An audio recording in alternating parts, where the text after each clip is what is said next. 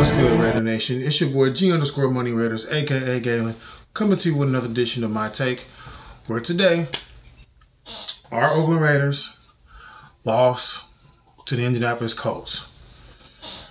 Now, I'm going to get into my comments about this game, about the things that I did like and the things that I didn't like with the team and how the way they performed today. So you know how I do it. Talk about offense, defense, and special teams and coaching. And we're just going to get right on to it where, like I said, the Raiders lost to the Colts today, 42-28. So I was watching the game today and kind of going into this game not knowing where the team, you know, like the atmosphere of the team, where it would be and how things are going to turn out and how the way they were going to show up for today's game. So, I mean, it looked, you know, kind of meek in the beginning, but then things turned around, you know, as the game progressed on. But in the end, as always, they start meek and they end meek, and then we always end up with this results that we ended up with. So, so we just go get on into the case with offense today. So offense, as we know, did fairly well. They scored 28 points, so that's a positive out the situation. They ran the ball very well. So, you know, I give kudos to the offensive line. I'm going to start there. Today, they pretty much protected Derek Carr because the Colts came in fourth in the league in sacks. So I have to give them the props there today. You know, they did a fairly good job. And the Raiders sort of kind of ran the ball very well today. I would have liked to have seen more of a dynamic with all three of Doug Martin, Jalen Richard, and DeAndre Washington, even though Doug sort of had a good game to the end with his fumble, because his fumble was costly. And, you know, you were going into that game right there tied at 28 with 5:28 left in the game, and he fumbles the ball, which gave the Colts great field position to go down and score 35 and then turn around and score, you know, go 3 and out the next one, and boom. Carr looked pretty decent today. He still, to me, is the check down king. I mean, not really like trying to get the ball down the field. I was listening to the commentators today, and they kind of made a point. James Lofton, you know, he was talking about how when he talked to Jordy Nelson, and was saying, like, this is not a team that's about, you know, like throwing down the field. It's more about completion percentage. And I'm listening to him say that, and it kind of like made me look like the way you see me looking now, like completion percentage. Who gives a fuck about completion percentage? This is a win league. So are you telling me that Gruden is bringing an offense to make completion percentage, make quarterback's completion percentage look well, so it looks good? I mean, I'm not saying like that's the only thing he's doing, but I'm not understanding that. So, but I'll give kudos to the offensive line. Carr, again, looked decent. It was only 2 things I didn't like. One, he got away with, and the other one, I don't understand how he missed. The first one he got away with was when he threw early in the first half. He threw the ball to Jordy Nelson. He was like throwing in a crowd of Colts defenders. And I'm like, what are you doing? What are you looking at? And then later on, there was a 3rd down and 3 play. I think it was in the 3rd quarter, in which he threw the ball to Seth Roberts, but he kind of like overthrew Seth Roberts. But this is again where, to me, where, you know, like I said, I like Derek Carr as a quarterback, but what gets me is he doesn't go through his progressions. This is my problem with Derek Carr, is you don't go through your progressions. You see an open guy and boom, you just throw it. He had Cook wide open with nobody over to his left. He's looking to his right. He never once looks and then looks back to his left to go back to give yourself. You got 3rd and 3. Your line's been protecting you all day. Kind of stand in there sometimes and see what may develop. That's my problem with Derek Carr, is he doesn't standing there long enough to let certain plays develop. That's my reason why I said why Cooper was glad he got traded. Because Carr doesn't know how to stand in the pocket and wait or just move this way or that way for a few more seconds. So I'm not blaming him for the loss of this game. I'm just saying these are the little nuances about Carr that I think that as a player now, I think in his 5th season now, he should know now. I mean, don't give me this, he's had 4 or 5 different offensive coordinators. I don't want to hear that no more. Because by now, yeah, I understand you're going to get consistency. You're going to have Gruden and Olsen in here for a while. I mean, they're going to be here. So, like I said, there's just still certain things that I just like to see out of him. Doug Martin, I'm going to get in with him. He had a great game today. He ran the ball hard, ran the ball well. He had one mistake, which was a costly mistake because that basically turned the game around in its totality. Now, I believe the defense could have came in, but I'm going to come in later on the defense because, like I said, I'll talk about the defense later. So, like I said, he in this game today, the play calling was a little different. They were doing certain things that where I was like, okay, cool. I would just like on offense to see more creativeness to keep the defense honest.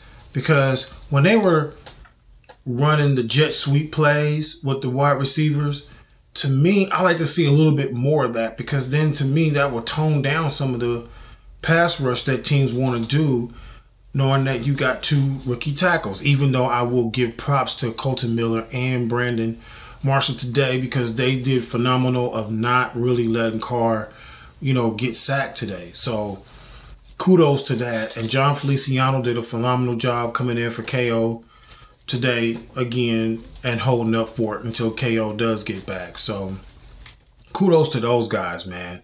So on offense, I'm going to give the offense an okay today because, they did score. So that's a good positive thing on it. So that's it for that. On to defense. No, before I go into defense, I'm sorry. What I really wanted to also mention was, you got Martavius Bryant. You gave up a 3rd round pick for Martavius Bryant. And I'm not seeing but except one time where you used him as a decoy, and that was the Cook touchdown where you pump faked. And what I was so glad about that play was because Carr did pump fake. And I believe that that's what Carr needs to develop in his game.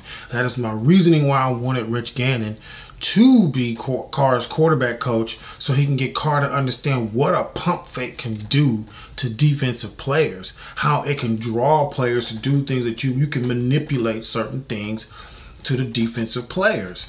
So that was one of the things I really wanted to get in and talk to you guys about on today's game and about our offense. Defense. Our defense is horrible. I'm just going to put it out there plain and simple. This is the 2nd straight week. Well, we had a bye week, but between the Seattle game and today's game, where in the first quarter, the other team's offense just marched straight down the field. It doesn't matter if it's 1st and 20, 2nd and 30. Our defense is still allowing teams to pick up the first down. What's pissing me off is Paul Guenther's defense is supposed to be a defense that has corners who can come up and stick to the receivers, meaning lockdown receivers. That's what you needed because that's how your pass rush is generated, because it's going to take the quarterback a little bit more time. So if our coaches are complaining about not having the pass rush there, why is it? And it can't be just me because I'm looking at it in the game and I'm pretty sure y'all see it too. I'm looking at the DBs always playing 5, 7, 10 yards back from the offensive line. From the wide receivers. I'm watching it throughout this game and I'm just not understanding. If you're going to do that, then yeah, I'm with everybody. Then you might as well just keep Garyon Conley in. Let him make his mistakes. Let him, learn throughout of this defense of how he can adjust to knowing how to. I can break on this particular play if the receiver does this or he does this. I can stay this deep and I can stay this deep if this play requires for him to do this or that. Let him learn how to be able to break on those certain plays. That's what made Nnamdi Asomugha so well. He's wearing Nnamdi's old number, so I'm with everybody now. Because at first I used to be like Garyon gives up too many big plays. Even though early today, he gave up that touchdown to the tight end, that wasn't really his fault to me because that's the safety's spot that's supposed to come in, and Gilchrist is garbage. Him and Reggie Nelson are garbage. I see why Cincinnati gave up on Reggie Nelson, and I see why Houston gave up on Gilchrist, because that just doesn't make any sense to me. None whatsoever, because he's not filling any holes. He's not coming in to fill holes that need to be filled in on run plays. I understand he's a free safety, but you're the last line of defense. For you and Harris, now I'm not blaming Harris too much today, but just on this one particular play. For you and Harris to let TJ get between y'all, or T.Y. Hilton getting between y'all on a deep ball in a cover two. I'm not understanding. Like, you are supposed to be able to take certain portions of the field, you and the strong safety and the free safety. And I'm not understanding how come you guys, when the ball is thrown deep wide, nobody can't get in there. But anyway, back to the Garyon Conley play. I'm not going to blame him on that one. Like I said, our safeties are just like, wow. Because Carl Joseph, you see now, ladies and gentlemen, why they want to give up on Carl Joseph. They put that tight end on Carl Joseph when Carl Joseph got the touchdown thrown on him today. Look at the size discrepancy. Look how Carl Joseph couldn't come in and, really, to me, with Carl Joseph being undersized, he would have been better off pushing that guy out of bounds as opposed to trying to tackle from behind and knock the guy out, jumping and knocking the ball out the guy's hands as opposed to trying to tackle him from behind and pulling his body down to make sure he wasn't going to be inbound. That's the reason why Carl Joseph is not in the game, you guys. His size is a freaking limit. Yeah, I know I may get some comments about Earl Thomas. Carl Joseph is not Earl Thomas. Earl Thomas is not hardly playing either. Look how much he's playing in Seattle. Size matters, guys, because in this game, I'm sorry, it's about matchups. And matchup is the key thing. If you go put a 5'9" guy or 5'8", 5'9" guy, I give him 5'10", against a 6'2", 6'3", 6'4" tight end, come on, man, you just throw the ball up in the air. He's not going to be able to jump up there and be able to knock that ball down. He's not. He's got to use his body in order to push that defender out, especially that close in the end zone. So that's the purpose of why Carl Joseph. Our defense and their third down efficiencies, giving up third downs galore. They couldn't even keep the Colts. The Colts had 1st and 20, 2nd and 15, 3rd and 20, and they allowed the running back to run for 20 yards and get a first down. That part to me is on our linebackers and our front four. Tahir Whitehead gotta go because he is missing too many plays where he is either playing out of position or not putting himself, letting wide receivers push him out of the way. Wide receivers, dude, you're a linebacker. You should be knocking that receiver out of the way. Psh, like a fly. Get out of the way, little bitch. Get the fuck out of the way. That's how you should be. And as big as you are and everything, you let a wide receiver push you out of the way for one of those guys, I think it was Martin or Mack, to go get the touchdown on one of those plays. I'm just not understanding what this defensive coaching is looking for. I understand they're trying to find the right players for this team for the foreseeable future. I get it. I understand. I get all that. You know what I'm saying? But the point that makes me mad and makes me angry is our defense is on the fucking field too long. And today, normally I would blame the offense because the offense is doing too many 3-and-outs. But today, the offense third down conversions were better today than any time of the previous 6 other games. So there is no excuses of what's going on. So special teams, our punter, you got to go find another punter. You got to go find another punter. Or swallow your damn pride and go back and get Marquette King. I mean, this dude Townsend, man, his punts are whack, man. He only had one punt that was 55 yards, man. One. That's not going to happen. It's about field positioning. The Colts were able to come down and score down on their 42nd point, touchdown to get 42 points because when the punter kicked the ball, the Colts were on their own 40-yard line off that punt because it bounced back towards the Raiders. It doesn't make sense to me. It just doesn't make sense to me of how this coaching staff is just like trying to. I mean, I'm trying to be hopeful in each game. Now, don't get me wrong. I'm not turning away from this team. Because now I'm about to go into coaching. Because I'm through with the punter. You already can tell by my action and reaction off of him. I'm done with him. The kicker was good. He made all his extra points. You know, it was also good that we were scoring touchdowns as opposed to, giving up field goals. And we should have been keeping them all together defensively and giving up field goals. As their defense is giving up touchdowns, then we start giving up touchdowns. At first, in the beginning of the game, we were just giving up field goals. And I'm not understanding. The reason I'm not understanding is because the defense is out on the fucking field too long. That's our problem. Yes, everybody can say you don't have pass rush. You don't have pass rush. You don't have pass rush. You know what?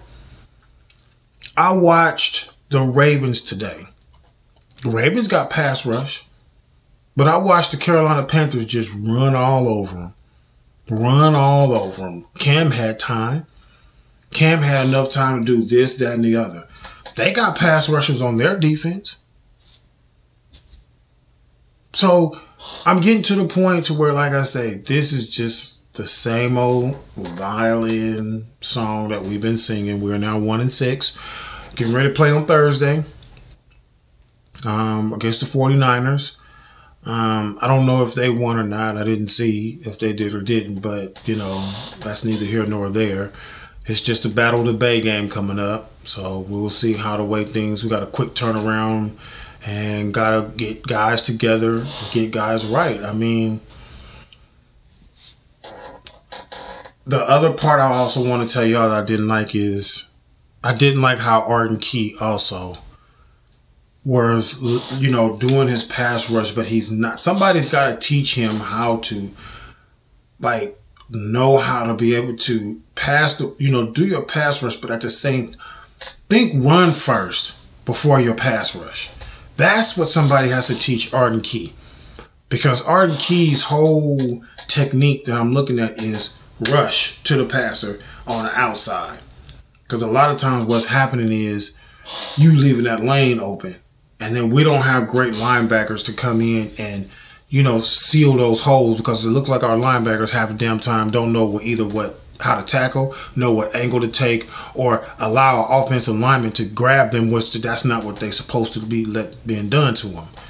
So our coaching staff, I'm just going to look at this and chalk this up to you guys are just trying to find players to keep for the foreseeable future. And I don't think we're going to win another game. I just don't see it. I don't see it. The reason why I say I don't believe we're going to win another game is because, for one, I don't see the creativeness on offense, and then for two, the defense can't even get off the field when the other team shoots itself in the foot and gets pulled back, and you can't get you can't get off the field on third down when it's third down and long. 3rd and 20, and you let a guy run up the middle for 20 yards and get a first down. That's your middle linebacker. That's Markel Lee, I'm sorry. That's his position. So you don't sign a veteran guy since you don't sign Mack. You don't go back out and get a true middle linebacker to me and bring another middle linebacker in because you want to be cheap. I'm telling you, this team is being cheap right now. That's what it boils down to. No ifs, ands, buts about it. So, this is your boy G_Money Raiders, aka Galen, coming to you with my take. Once again, want to thank everybody for liking and subscribing. Still trying to get to my 500 subs, so I'm still banking on you guys to help me get to that point. I'm getting closer though. I really appreciate it. Like, subscribe, give me a thumbs up, you know what I'm saying? And put your comment down. Don't forget to hit that bell button so when I do make a video, you guys know how everything comes out.